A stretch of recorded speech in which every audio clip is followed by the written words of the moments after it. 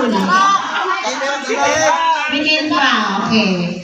So, I would like to officially welcome everyone sa aton fellowship night.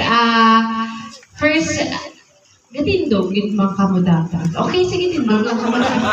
Okay, I hope nga since this morning, no, naga-enjoy na busog, relax na kamutanan sa aton nga team building activities.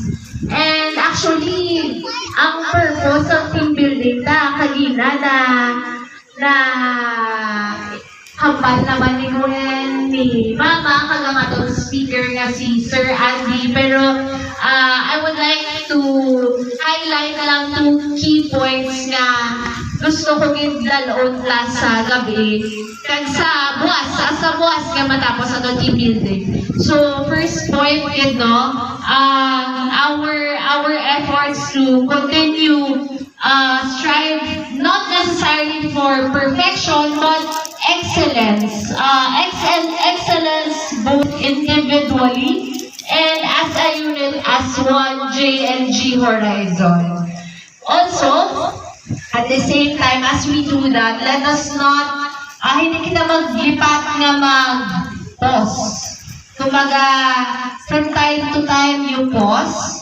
Just like what we're doing right now. Ga-pause kita, mag-reflect ka sa pamaagi isang aton nga team building nga ini makakonect sa kada isa diri subong. So, kung may ara ka mo nga mga hindi pa ka-close, kung nastorya pa. So yeah, this is the time to connect, to build that bond. Kumbaga, this fellowship night, casual lang ini, no? We will be sharing food. Ayan na, nakalatag na diri. Karon may mag-share sang talents. Sino na ma-share? Si Queenie? Si Geraldine? Ang sa Norton, wala ka namin ma-share sang talents? Ha?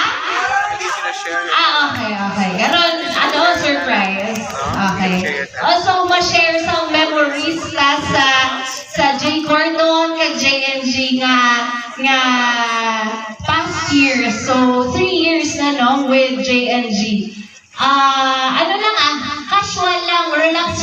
So, fellowship night is for bonding. Though wala daw ni man formal or anything, ang aton agenda lang for the night is mag-enjoy. Okay? Okay. So, again, welcome kag madamo. Salamat.